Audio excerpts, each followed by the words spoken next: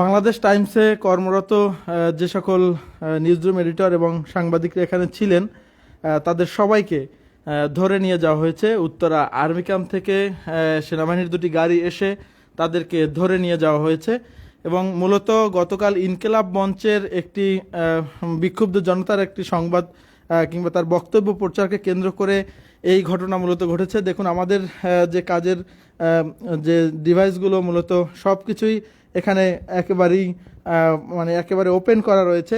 ঠিক এখানে কর্মরত ছিলেন কিছুক্ষণ আগেও আমার সহকর্মীরা এবং তাদেরকে সেনাবাহিনী এসে হঠাৎ করেই তাদেরকে ধরে নিয়ে এখান থেকে চলে গিয়েছেন এবং এই বাংলাদেশের একমাত্র যে মোবাইল ভিত্তিক যেই প্রতিষ্ঠান বাংলাদেশ টাইমস, সেই বাংলাদেশ টাইমসের অফিস থেকে এসে কর্মরত থাকা অবস্থায় সাংবাদিকদের তুলে নিয়ে যাওয়া হয়েছে, যেটা আসলে ইতিমধ্যেই দেশের বিভিন্ন মিডিয়া ব্যক্তিত্ব সহ অনেকেই কিন্তু এটা নিন্দাও জানিয়েছেন।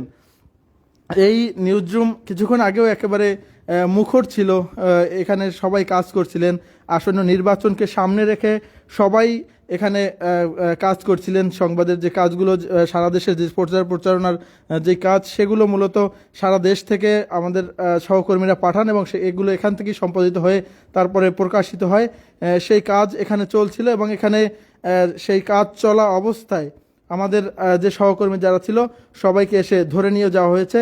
গতকালকে ইনকিলাব মঞ্চের একটি যে মূলত যে তাদের বিক্ষোভ কর্মসূচি ছিল এবং সেখানে যমুনার সামনে যখন দফায় দফায় নানা ধরনের অপ্রীতিকর ঘটনা ঘটতেছিল এবং সেখানে যারা উপস্থিত ছিলেন বিক্ষুব্ধ জনতা, তাদের একটি বক্তব্য প্রচারকে কেন্দ্র করে মূলত এই কাজ করা হয়েছে এবং সেই বক্তব্য প্রচারকে কেন্দ্র করে সেনা সদস্যরা এসে এখানে প্রায় যতটুকু জেনেছি যে প্রায় 17 জনের মতো এই নিউজ রুমে ছিলেন। তাদেরকে এখান থেকে ধরে নিয়ে যাওয়া হয়েছে। আমাদের সহকর্মীদের যে মোবাইল ফোন বা ডিভাইস সব কিছু এখনও ওপেন রয়েছে এবং তারা এখানে ছিলেন এবং তাদেরকে নিয়ে যাওয়া হয়েছে উত্তরা আর্মি ক্যাম্পে এবং সেই উত্তরা আর্মি ক্যাম্পে প্রায় রাত 9টার কিছু সময় আগে মূলত এসে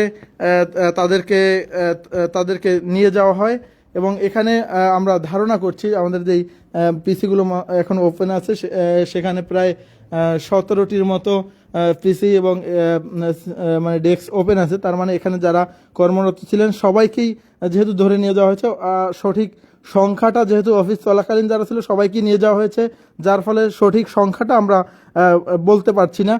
তবে ধারণা করা হচ্ছে এখানে 17টি ডেস্ক প্রায় খোলা আছে, সব প্রায় 17 জনের মতো তাদেরকে কিন্তু ধরে নিয়ে যাওয়া হয়েছে।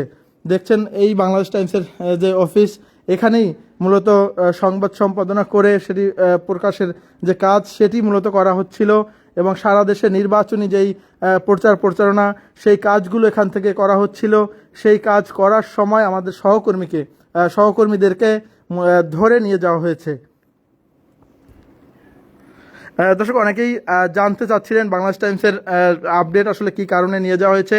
ইনকিলাব মঞ্চের গতকালকে ডাকা যে বিক্ষোভ, ওসমান হাদি হত্যার যে বিচার চেয়ে যে বিক্ষোভ ছিল, সেই বিক্ষোভের সময় বিক্ষুব্ধ জনতা নানান ধরনের বক্তব্য তারা দিচ্ছিলেন এবং সেই বক্তব্য প্রচারকে কেন্দ্র করেই সাংবাদিকদের নিয়ে যাওয়া হয়েছে এবং দেখছেন সেই বিক্ষোভের সময়ও কিন্তু প্রশাসন সাংবাদিকদের উপরে ব্যাপক টর্চার নির্যাতন করেছে এবং একজন সাংবাদিককে লাথি মেরে ফেলে দেওয়ার মতো ঘটনাও কিন্তু গতকাল ঘটেছিল।